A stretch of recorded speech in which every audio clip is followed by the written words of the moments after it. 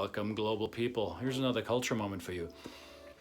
You know what's excellent is having an advantage in a competition, being ahead of the field in a race, being at an advantage, having a skill or having a set of resources that others don't have when you're trying to get to a goal fast. It's what we often call privilege. Now, there's supportive ways of using your privilege, and then there's ways when privilege has the aftertaste, that not so nice accent of being at an unfair advantage, maybe. You may have heard the term white privilege. And hey, here's the white guy talking about white privilege. I was reminded of that today. And today is the day when the news broke in Canada that Canadian Prime Minister Justin Trudeau, who is on the campaign trail, has had an interesting past, because it was revealed that he did something that ruffled feathers in the beautiful country of Canada. He, in the past, disguised or dressed up in costume, wearing makeup as if he had dark skin. Now, for those of you who know who Justin Trudeau is, he is white. He doesn't have dark skin.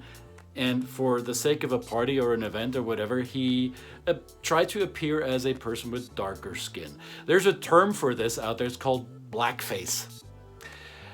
It is when white people try to look like they're black for a certain purpose of a performance. If you go back to the minstrel area of theater, oftentimes white actors were portraying black characters, and they were using blackface. There's still this phenomenon out there in the movie and TV industry where, until not too long ago, it was still mainly Caucasian actors portraying people of color, which people of color, for a variety of reasons, do not find an accurate representation of their world. So if a political leader does that, what does that tell us? Is he racist? I don't know. I'm not going to say Justin Trudeau is racist. However, Justin Trudeau has a very easy out right now. He's making a kowtow and saying, I am sorry, and I should have known better back then, because this was, 20, 30 years ago. Now I know, and I would never do this today. Kudos to you. You learned something. Excellent. So I'm not going to blanketly accuse Mr. Trudeau of being a racist. However, I don't want to let you get away with this too easy, sir. Just saying I'm sorry and now I know better does not make your past go away. Nothing makes your past go away. Yet, I'm not really sure if you're showing remorse.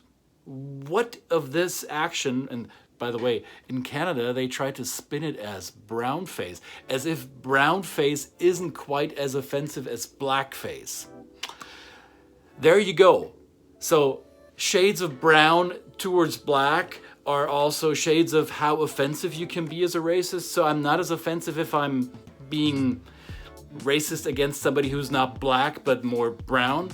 What is the yardstick here, right? So all of this is a lot of spin, a lot of political wah-wah, and I don't want to get trapped in this news cycle madness that we seem to see ourselves in these days.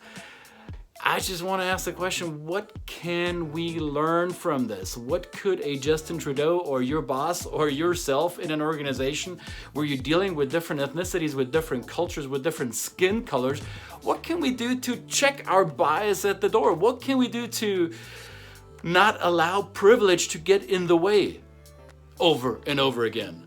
Because we're in 2019 and in a country with a government like Canada that is claiming to be one of the harbingers, one of the protectors of diversity and liberalism and globalism and cosmopolitanism. And yes, I do still see Canada as such. But if your leading figure isn't really 100% remorseful, or doesn't have, or hasn't yet shown how he's going to turn that around and making it into something that is a societal benefit, where we as a society move forward and say, hey, what can we do to check our bias? What can we do to prevent privilege from allowing certain individuals to resort to these old stereotypes? I don't have the answer for that. Maybe you do. Maybe you want to comment on this, or maybe send in the video to respond. I'm a little pissed. I'm going to be honest with you, because if that's the standard we allow ourselves to say, hey, yeah, I did something wrong 5 years ago, 10 years ago, however many years ago, and now it's coming to the light. Guess what? It's always going to come to light because we live in the internet age. If that's the way we deal with it, to just say, bad judgment on my part then, now I know better, I would never do what I did back then. When back then did you think that was okay? And what type of mindset is that even thinks in those shades of quality of people determined by their skin color? I'm sorry, I don't get it. Now, let me hear your thoughts on this. I want to hear from you. How can we rein in our own privilege? How can we be better allies and check our ego, check our prejudice, check our bias, check our privilege at the door? That's your culture challenge for today.